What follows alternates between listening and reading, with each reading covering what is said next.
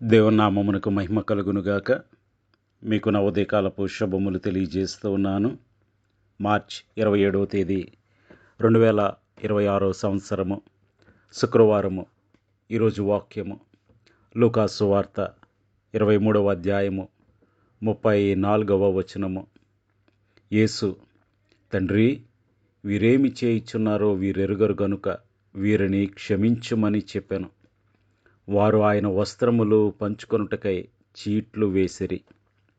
దేవుడి వాక్యము ద్వారా నేడు మనతో మాట్లాడి మనము దేవుని చిత్తమునకు లోబడిన వారమై ఆయన గుణలక్షణములు కలిగి జీవించే కృప దేవుడు మనలో ప్రతి ఒక్కరికి దయచేయునుగాక. ఆమేన్. ప్రభు అయిన యేసు శిలువలో పలికిన 7 మాటలు ఎంత అమూల్యమైనవి. ఒక వ్యక్తి తన జీవితంలో చివరగా మాట్లాడే మాటలు ఎంతో విలువైనవై ఉంటాయి.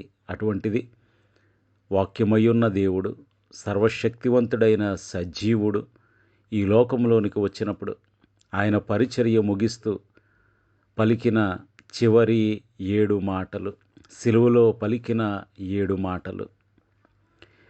ఒక వ్యక్తి తన జీవిత కాలంలో ఏ విధంగా బ్రతకాలో ఈ మాటలను చూచినట్లయితే సంపూర్ణముగా మనం అర్థం చేసుకోవచ్చు.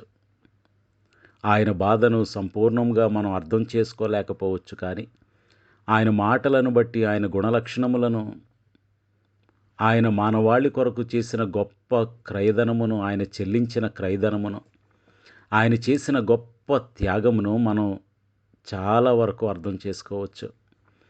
ప్రియ సహోదరుడా, సహోదరి, ఇక్కడ మనం చూసినట్లయితే ప్రభువు సిలువలో మాట్లాడుతూ ఉన్నారు.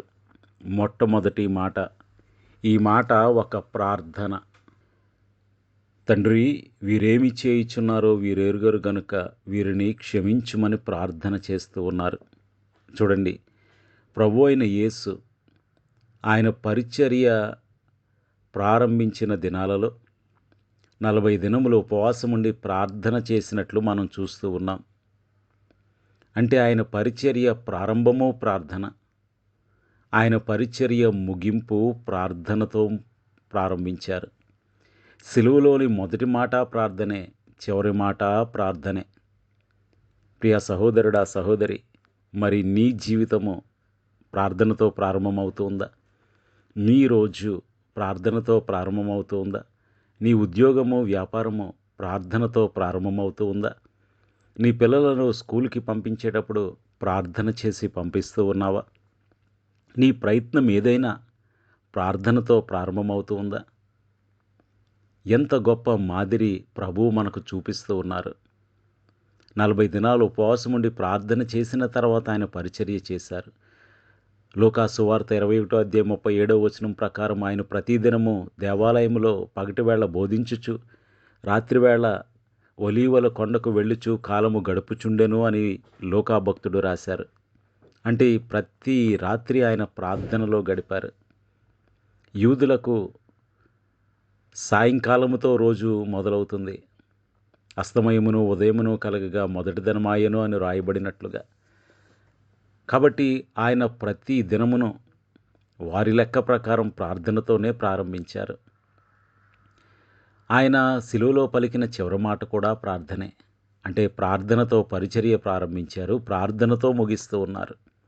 మరి ప్రియ సహోదరుడా, సహోదరి, నీవు ప్రార్థనకు ఎటువంటి ప్రాముఖ్యతనిస్తూ ఉన్నావు?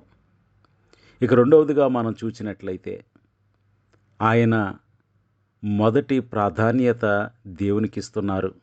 మొట్టమొదటి మాట తండ్రి అయిన దేవునితో మాట్లాడుతూ ఉన్నారు. తండ్రి అని దేవునితో మాట్లాడుతూ ఉన్నారు.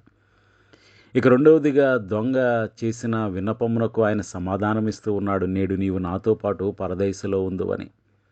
అనగా మొదటి ప్రాధాన్యత దేవుడు, వ్యక్తిగత సంబంధము. రెండవదిగా దేవుని పని, నశించిన దానిని వెదకి రక్షించుట. ఇక మూడవది తన కుటుంబము, తన తల్లి బాధ్యతను శిష్యుడైన, సిలువ యొద్ద నిలిచిన, తన రొమ్మున ఆనుకును వాడైన యోహానుకు అప్పగించారు.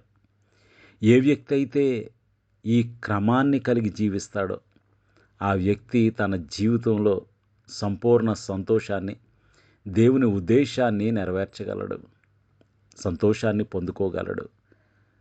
మొదటి ప్రాధాన్యత దేవునికి, అనగా వ్యక్తిగత సహవాసము దేవునితో సహవాసానికి. రెండవదిగా దేవుని పనికి. మూడవదిగా కుటుంబానికి. ఈ క్రమము అటు ఇటు అయితే చాలా ఇబ్బంది కలుగుతుంది. చూడండి, చాలామంది దేవునితో వ్యక్తిగత సంబంధం లేకుండా దేవుని పనిలో పాల్గొంటూ ఉంటారు. కమిటీ మెంబర్స్ అని, కోయర్లో లీడర్స్ అని, కోయర్లో సింగర్స్ అని, మ్యూజిషియన్స్ అని, మనకు దేవునితో వ్యక్తిగత సంబంధం లేకుండా దేవునితో ఎంత పరిచర్య చేసినా చివరికి ఆయన అనేది మీరెవరో నేను ఎరుగను.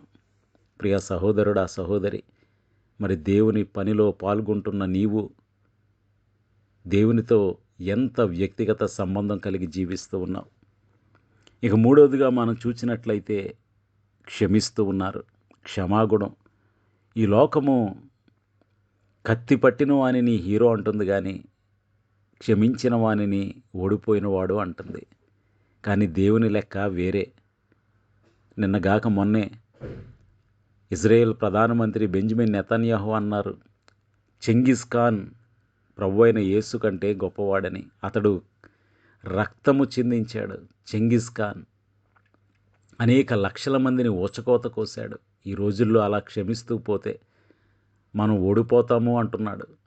కానీ దేవుని లెక్క వేరే. ప్రియ సహోదరుడా, సహోదరి, కత్తి పట్టినవాడు గొప్పవాడు కాదు, క్షమించినవాడు గొప్ప. మరి ప్రియ సహోదరుడా, సహోదరి, దేవుని నిమిత్తము నీవు నీ శత్రువులను క్షమించగలుగుతూ ఉన్నావా? చూడండి, యోహాను భక్తుడు మొదటి పత్రిక 3వ అధ్యాయంలో ఏమని రాస్తూ ఉన్నాడు? 14-15 వచనాలు చూసినట్లయితే, మనము సహోదరులను ప్రేమించుచున్నాము గనక మరణములో నుండి జీవంలోనికి దాటి ఉన్నామని ఎరుగుదుము. ప్రేమ లేనివాడు మరణమందు నిలిచి ఉన్నాడు. మనం పొరుగువానిని ప్రేమించకపోతే మనము మరణంలో ఉన్నట్లే. 15వ వచనం చూస్తే, తన సహోదరుని ద్వేషించువాడు నరహంతకుడు అంటూ ఉన్నాడు. ప్రియ సహోదరుడా, సహోదరి, పొరుగువారిని, నీకు కీడు చేసిన వారిని కూడా ప్రభువును బట్టి క్షమించాలి. ఒకానొక సమయంలో నేను నేషనల్ జియోగ్రఫిక్ ఛానల్ చూస్తూ ఉన్నప్పుడు సౌత్ ఆఫ్రికా దేశంలో వారి కొబ్బరి తోటలలో కోతులు బెడద చాలా ఎక్కువగా ఉండేది. ఆ కోతుల నుండి తమ పంటను కాపాడుకోవటానికి ఒకరు ఒక విచిత్రమైన ట్రాప్ను వేశారు. ఆ ట్రాప్ ఏమిటి అంటే, ఒక కొబ్బరికాయని సగం చెక్కారు. ఎంత చెక్కారు అంటే, ఆ కోతి యొక్క చెయ్యి ముడుచుకుని, స్త్రీలు గాజులు వేసుకున్నప్పుడు తమ చేతిని ముడిచినట్లుగా అంత రంధ్రం చేశారు. ఆ లోపల దానికి ఎంతో తెల్లగా లేతైన చక్కని కొబ్బరి గుజ్జు కనిపిస్తూ ఉంది. అయితే ఆ కొబ్బరి కాయను బలంగా ఒక గొలుసుకు కట్టారు. ఇప్పుడు ఆ కోతి దానిని చూచి, ఆ ఏర్పాటును చూచి వెంటనే పరుగు పరుగున వెళ్ళింది. అది దాని చేతిని ఆ కొబ్బరి కాయలోనికి పెట్టి ఆ లేతగా ఉన్న గుజ్జంతటిని చక్కగా దానిని ఒలిచింది. ఇప్పుడు దాని పిడికిలి నిండా కొబ్బరి గుజ్జుంది, కానీ పిడికిలి బిగించబడి ఉంది. ఇప్పుడు పిడికిలి బిగించబడింది కాబట్టి ఆ రంధ్రంలో నుండి బయటకు రావటం లేదు. లోపలికి పెట్టినప్పుడేమో ఖాళీ చేయి పెట్టింది. లోపల పిడికిలి నిండా కొబ్బరి గుజ్జును పట్టుకుంది. ఇప్పుడు ఆ చేయిని బయటికి తీయాలంటే రావటం లేదు. చేతి నిండా గుజ్జుంది, కానీ అది నోటికి అందటం లేదు. ఆ గుజ్జును విడిచిపెట్టే మనసు దానికి లేదు. ఇప్పుడు విడిచిపెట్టాలన్నా దాని చేతి నిండా గుజ్జుంది, విడిచిపెట్టలేకపోతుంది. ఈలోపు ఆ ట్రాప్ వేసిన వ్యక్తి, ఆ ఉచ్చు వేసిన వ్యక్తి వచ్చాడు. ఆ కోతిని పట్టుకున్నాడు, దానిని బంధించాడు. ప్రియ సహోదరుడా, సహోదరి, అపవాది కూడా నిన్ను నన్ను క్షమించలేని మనసు అనే ఉచ్చు వేసి, ట్రాప్ వేసి నిన్ను నన్ను బంధిస్తూ ఉన్నాడు. చాలాసార్లు అపవాది మనలను నరహత్య చేయటానికి, వ్యభిచరించటానికి, మోసం చేయటానికి, దొంగతనం చేయటానికి వీటికి ప్రేరేపించడు.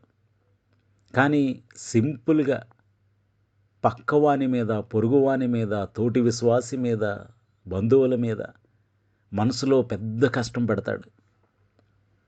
క్షమించలేనంత కష్టాన్ని పెడతాడు. చిచి వారిని నేను క్షమించను అంటాం. ఇంకంతే, మన ప్రార్థనలో ఎంత ప్రార్థించినా ఆ ప్రార్థన దేవుని యొద్దకు వెళ్ళదు. క్షమించలేని మనసులోని ప్రార్థన దేవుని సన్నిధికి చేరదు. అందుకనే ప్రభువు అన్నాడు, నిన్ను వలె నీ పొరుగువానిని ప్రేమించు, దేవునిని ప్రేమించు అని. చాలామంది మొదట చేస్తారు, దేవునిని ప్రేమిస్తారు, పొరుగువానిని ప్రేమించలేరు. ఈ రెండు చేసిన వాని ప్రార్థనే దేవుడు ఆలకిస్తాడు. కాబట్టి ప్రియ సహోదరుడా, సహోదరి, క్షమించలేని హృదయంలో నుండి వెళ్ళిన ప్రార్థన ప్రభు సన్నిధికి చేరదు. అపవాది ఏం చేస్తాడంటే మన ప్రార్థన దేవుని సన్నిధికి వెళ్ళకుండానట్లు మన హృదయాన్ని పక్కవారి మీద కోపంతో, ద్వేషంతో నింపేస్తాడు. మరి ప్రియ సహోదరుడా, సహోదరి, నీ ప్రార్థన ఆలకింపబడకపోవటానికి కారణం అదేనేమో ఒక్కసారి జ్ఞాపకం చేసుకో. ఇక ప్రభు అయిన యేసు ఇతరుల కొరకు ప్రార్థిస్తూ ఉన్నాడు. మనము కూడా మన సొంత విషయముల గురించే కాక ఇతరుల కొరకు ప్రార్థించాలి. తండ్రి వీరేమి చేయుచున్నారో అని వారి కొరకు ప్రార్థిస్తూ ఉన్నాడు. ప్రియ సహోదరుడా, సహోదరి, నీ దైనందిన జీవితంలో, ప్రార్థనా జీవితంలో ఇతరుల కొరకు ఎంత ప్రార్థిస్తూ ఉన్నావు? ఎంత సమయాన్ని కేటాయిస్తూ ఉన్నావు?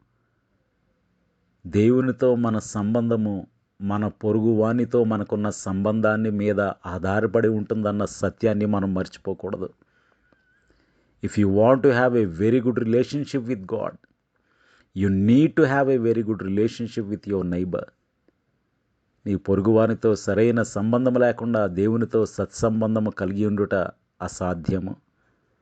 కాబట్టి ప్రియ సహోదరుడా, సహోదరి, మనము మొదటి మాటను బట్టి ఈ సత్యములను జ్ఞాపకము చేసుకొనుచు క్రీస్తు లక్షణమైన క్షమాగుణం కలిగి క్షమాపణతో మనకు కీడు చేసిన వారిని క్షమించుట, దేవుని ప్రేమని లోకమునకు చూపించుట, వీటి ద్వారా దేవునికి ఇష్టకరమైన జీవితమును మనమందరము జీవించుదుముగాక.